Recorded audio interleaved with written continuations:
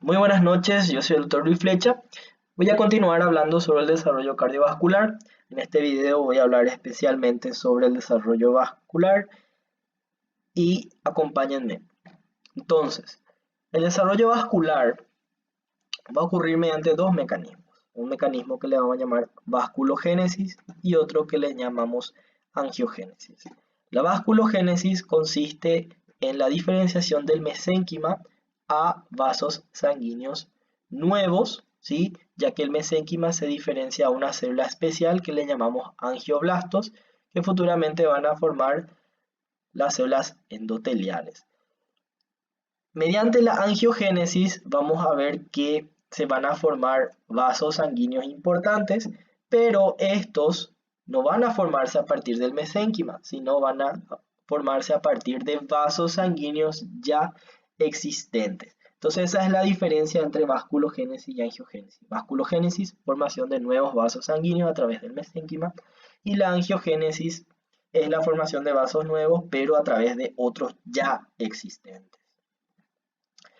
Entonces, para hablar del desarrollo vascular tenemos que hablar de cómo se desarrollan los vasos sanguíneos más importantes. Entonces vamos a dividirlo en dos sistemas, el sistema arterial y el sistema venoso.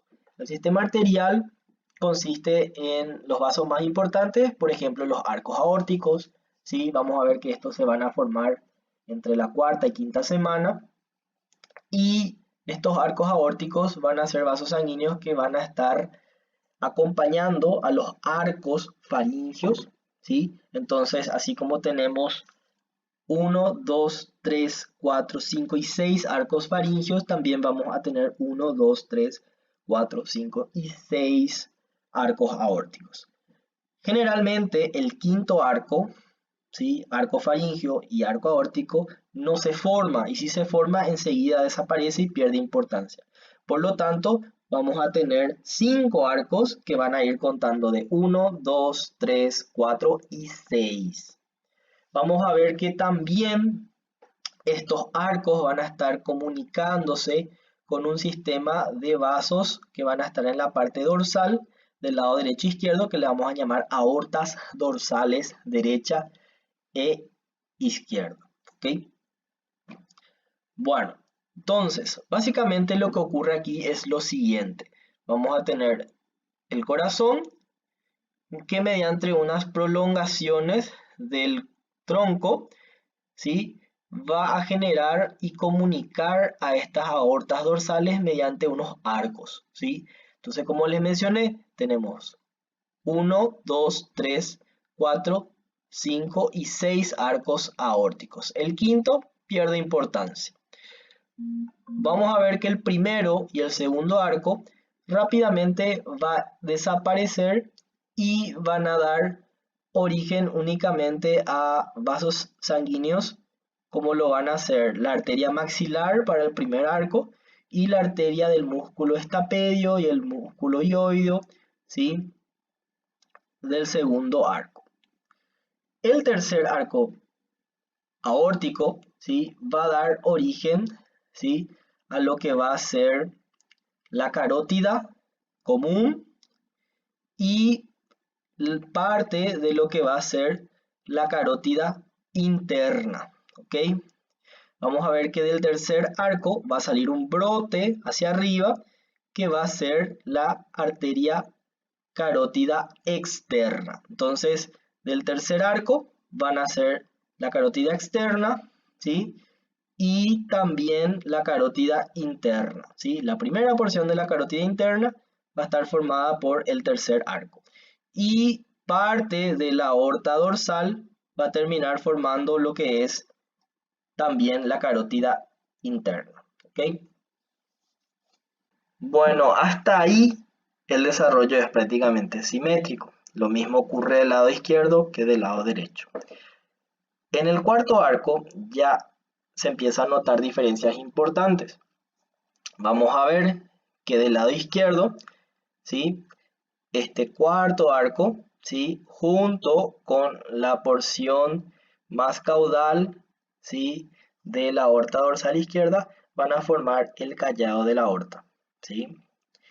Este callado de la aorta va estar hasta el origen de la subclavia izquierda. Esta subclavia izquierda deriva de una arteria que le vamos a llamar séptima arteria intersegmentaria, ¿sí?, izquierda. Del lado derecho, ¿sí?, vamos a ver que este arco, ¿sí?, junto con la aorta dorsal derecha de su porción más caudal, junto con la séptima intersegmentaria del lado derecho, van a dar origen a la subclavia derecha. ¿Ok?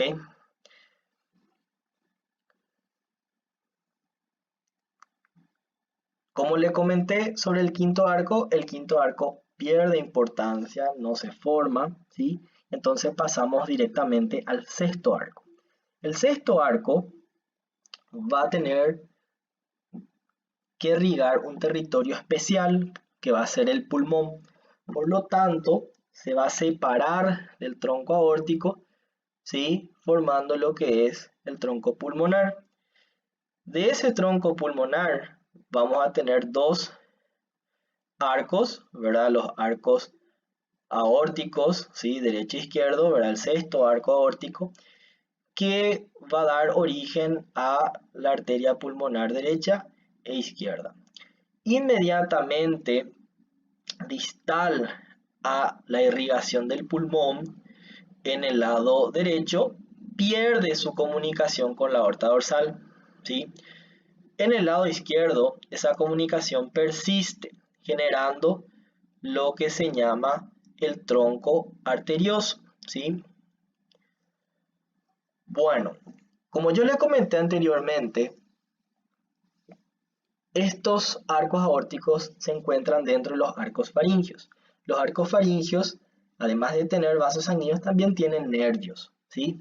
Ahora, el nervio que nos importa más aquí es el nervio del sexto arco, que es el nervio laríngeo recurrente, ¿sí? Como en el lado izquierdo, ¿sí?, el sexto arco, ¿sí?, izquierdo está todavía conectado con la aorta dorsal mediante el tronco arterioso, el nervio laríngeo recurrente es atajado, por decirlo así, por ese tronco arterioso. Como en el lado derecho se pierde la conexión entre el sexto arco y la aorta dorsal, ese nervio laríngeo recurrente asciende, ubicándose directamente por debajo de la subclavia derecha, ¿sí? Es por eso que los nervios laringeos recurrentes tienen una ubicación diferente, ¿sí? Del lado izquierdo está por debajo del callado de la aorta, atajado por el tronco arterioso, ¿sí? Y del lado derecho está atajado por la arteria subclavia, mucho más arriba que su par del lado izquierdo. Con respecto a los troncos, que viene a ser el tronco brachiocefálico, ¿sí?, y la porción ascendente del callado de la aorta, estas se van a originar a partir de unos brotes, ¿sí?, del tronco arterioso, ¿sí? Entonces los brotes, ¿sí?, derecho e izquierdo van a dar origen lo que son a la arteria brachiocefálica y la porción ascendente del callado de la aorta. Bueno, entonces en esta tabla podemos resumir lo descrito, ¿sí?, donde vemos que el primer arco va a dar origen a las arterias maxilares, ¿sí?, el segundo arco a la arteria ioida, la arteria estapedia, ¿sí?, el tercer arco, la carótida común, y la primera parte de las arterias carótidas internas, ¿sí? El resto de la carótida interna va a derivar de las aortas dorsales. El cuarto arco, como les dije, ya es dispar, ya no es simétrico. Del lado izquierdo va a formar los arcos de la aorta, ¿sí?, desde la carótida común izquierda hasta la arteria subclavia. Del lado derecho, el cuarto arco va a formar la arteria subclavia derecha, ¿sí?, su porción proximal, porque su porción distal va a derivar de la aorta dorsal derecha y la séptima intersegmentaria. El sexto arco, ¿sí?, del lado izquierdo va a formar la arteria pulmonar izquierda, pero también el conducto arterial o tronco arterial.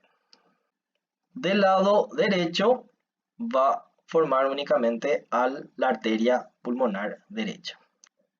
Y como les mencioné, la parte proximal del arco aórtico va a derivar de lo que es un brote o el asta del saco aórtico, y el asta derecha va a terminar formando lo que es la arteria brachiocefálica. Con respecto a las arterias ónfalo-mesentéricas y las arterias umbilicales, ¿sí? Vamos a ver que estas, en primer lugar, ¿verdad? Las mesentéricas van a dar origen a lo que son el tronco celíaco, la arteria mesentérica superior y las arterias mesentérica inferior, que van a encargarse de irrigar al tracto digestivo principalmente. Y la arteria umbilical van a dar origen a las arterias ilíacas internas y las vesicales superiores. Con respecto a las arterias coronarias, vamos a ver que estas se van a originar a partir de angioblastos, ¿sí? Formados en otros sitios, distribuidos sobre la superficie del corazón y de las células epicárdicas, ¿sí? Se piensa también que la porción más proximal termina derivando de las células de la cresta neural. Con respecto al sistema venoso, este se forma a partir de la quinta semana. Tenemos que recordar que el sistema venoso, ¿verdad? La sangre va a llegar al corazón a través del seno venoso, y este a su vez de unas dos prolongaciones que son prolongaciones sinusodales derecha e izquierda, que son tributarias de las venas vitelinas, ¿sí? Derecha e izquierda, umbilical derecha e izquierda, y las cardinales comunes derecha e izquierda. Entonces, como les mencioné anteriormente en otro video, durante el desarrollo del corazón, la mayor parte de la sangre del cuerpo le va a llegar al corazón más del lado derecho. Entonces, ¿qué va a pasar? Vamos a ver que esas dos prolongaciones derecha e izquierda van a adoptar una posición más del lado derecho, ¿sí? Entonces, los vasos venosos del lado derecho van a ser más importantes y van a dar origen a lo que van a ser las venas cavas superior, inferior, ¿sí? Y van a terminar en la aurícula derecha. Sin embargo, esa prolongación del lado izquierdo únicamente va a dar origen a venas no tan importantes, no tan voluminosas como lo son el seno venoso y alguna que otra vena de la aurícula o del tabique interventricular, ¿sí? Vamos a ver que la vena, ¿sí? Vitelina, no es la vena vitelina.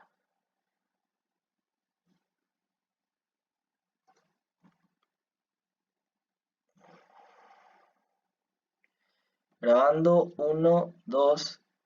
Vamos a ver que esa vena vitelina va a ser mucho más desarrollada del lado derecho y va a terminar formando lo que es o lo que se llama el conducto hepatocardíaco, ¿sí? Conducto hepatocardíaco porque va a conectar, ¿verdad?, lo que es el corazón con el hígado, y ese conducto hepatocardíaco va a ser la primera porción de la vena cava inferior. Entonces, con respecto al sistema venoso, vamos a hablar un poquito sobre las venas vitelinas y las umbilicales, ¿sí? Entonces, estas tres venas, ¿sí?, que son las vitelinas, las umbilicales y las cardinales, van a llegar al seno venoso a través de estas prolongaciones sinusoidales del lado derecho e izquierdo, ¿sí? Vamos a ver que las vitelinas van a formar una red anastomótica alrededor de lo que va a ser el duodeno, y vamos a ver que el duodeno, ¿sí?, parte del intestino anterior, va a empezar a crecer un brote que va a ser el brote hepático, ¿sí? Entonces el brote hepático, o sea el hígado, va a empezar a crecer alrededor de las venas vitelinas, ¿sí? Y también un poco de las venas umbilicales van a aportar los vasos sanguíneos que van a estar dentro del hígado, y esos vasos van a terminar formando lo que son los sinusoides, ¿sí?, hepáticos, ¿sí? Entonces los sinusoides hepáticos derivan de las venas umbilicales y venas vitelinas. ¿Okay? Entonces, a lo largo de todo el duodeno, vamos a ver que las vitelinas van a formar una red anastomótica, como les mencioné. Entonces, esa red anastomótica va a dar origen a lo que va a ser la vena porta, ¿sí? Y sus tributarias como la vena mesentérica superior y la inferior. ¿Ok? Vamos a ver que la vena vitelina del lado derecho va a ser mucho más importante que el lado izquierdo, ¿sí? El lado izquierdo va a desaparecer. Entonces, como del lado izquierdo va a ser mucho más importante, eso va a dar origen a lo que le vamos a llamar conducto hepatocardíaco, que va a ser la primera porción de la vena cava inferior. ¿Okay? Vamos a ver que las venas umbilicales, ¿sí? Del lado derecho e izquierdo en su primera porción van a perder importancia, ¿sí? Únicamente la porción distal de la umbilical izquierda es la que va a persistir. ¿Ok? También podemos ver que la vena umbilical izquierda se va a comunicar directamente con el conducto hepatocardíaco mediante algo que se va a llamar conducto venoso, ¿sí? Esto en la vida postnatal se cierra formando lo que se llama ligamento venoso de Arancio. Con respecto a las venas cardinales, vamos a ver que estas van a encargarse de drenar la sangre de prácticamente todo el cuerpo, ¿sí? Y es un sistema bastante simétrico hasta la cuarta semana. A partir de la séptima semana ya se vuelve asimétrico. Vamos a ver que va a sufrir ciertas comunicaciones entre el lado derecho e izquierdo, dando origen así a ciertas estructuras venosas. Por ejemplo, aquí podemos ver lo que son las venas cardinales comunes, que se forman mediante la anastomosis de la cardinal anterior y la cardinal posterior. La cardinal anterior va a recibir la sangre de la cabeza, en cambio la cardinal posterior va a recibir del cuerpo, ¿sí? De la porción más caudal. ¿Okay? Entonces, la anastomosis de ambas cardinales anteriores van a dar origen a la vena brachiocefálica izquierda. ¿Okay? Por lo tanto, la vena cava superior va a estar formada por lo que va a ser la cardinal común, ¿sí? Del lado derecho, más la primera porción de la cardinal anterior, ¿sí? Del lado derecho. ¿Ok? Vamos a ver que luego van a aparecer nuevos vasos sanguíneos, como lo son las subcardinales, ¿sí? Las sacrocardinales, ¿sí? Y las supracardinales. ¿Ok?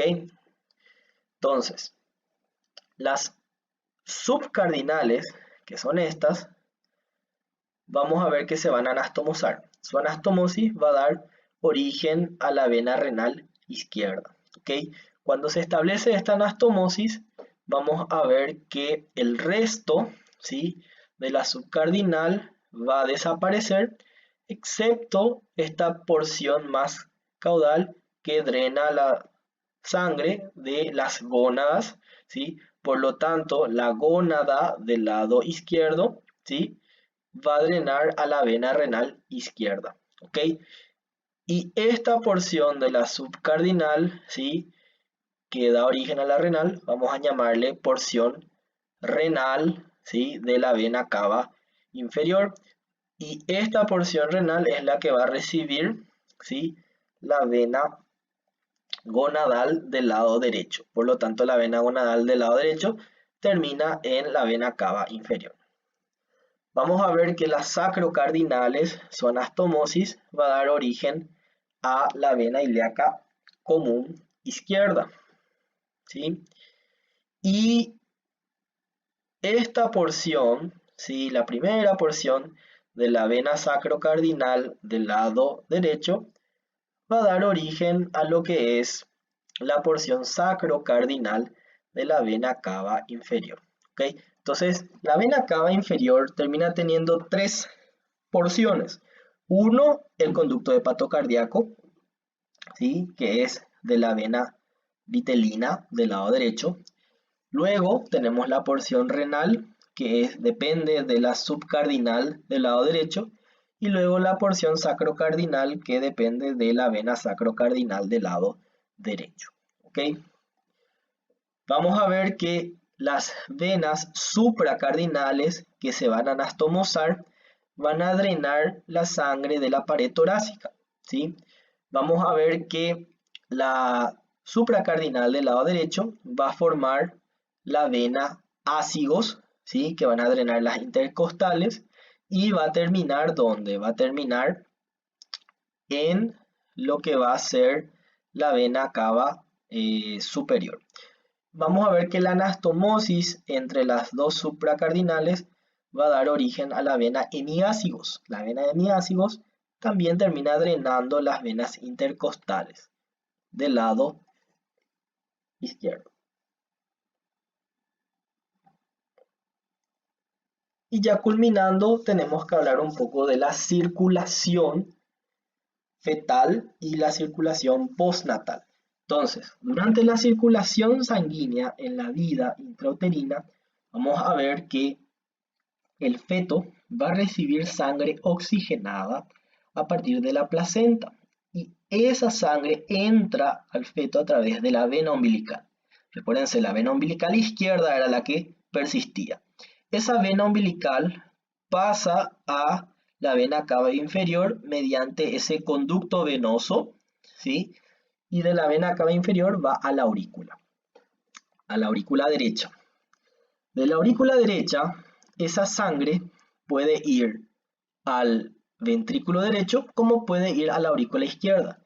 ¿Por qué? Porque recuérdense que ambas aurículas están comunicadas entre sí mediante el foramen oval, ¿sí? Luego la sangre puede ir tanto al tronco pulmonar como a la aorta, ¿sí? Y de ahí al resto del cuerpo, ¿sí? Para aportar nutrientes y oxígeno. Y luego la sangre desoxigenada va otra vez al cordón umbilical a través de las arterias umbilicales. ¿Ok? Y luego del nacimiento vamos a ver que va a ocurrir dos fenómenos muy importantes. En primer lugar, se corta la circulación de la placenta, por lo tanto la sangre ya no llega por las venas umbilicales, ¿sí? Segundo, el niño recién nacido respira, y al respirar vamos a ver que las presiones, ¿sí?, que maneja la circulación de la cámara izquierda va a ser mucho mayor. Esos dos fenómenos son muy importantes. Entonces, si seguimos la circulación anterior, vamos a ver que la sangre llega al corazón a través de la aurícula derecha. Esa sangre ya no puede ir a la aurícula izquierda. ¿Por qué? Porque aquí vemos que la presión es mayor del lado izquierdo, por lo tanto, esto va a querer volver a la derecha, pero no puede porque aquí hay una válvula. Entonces esto está cerrado, ¿sí? Vemos que la sangre únicamente puede ir al ventrículo izquierdo y del ventrículo izquierdo al tronco pulmonar y así a los pulmones. En los pulmones la sangre es oxigenada, ya no necesita la placenta. La sangre oxigenada llega al corazón a través de las venas, ¿sí?, pulmonares que van a la aurícula izquierda. De la aurícula izquierda la sangre oxigenada va al ventrículo izquierdo y el ventrículo izquierdo es expulsado a través de la aorta del callado y así llega a todo el recién nacido. ¿Okay? Entonces esas son las diferencias que van a ocurrir en ambas circulaciones durante el periodo fetal y posterior al nacimiento. Y eso es todo. Muchísimas gracias por su atención. Hasta luego.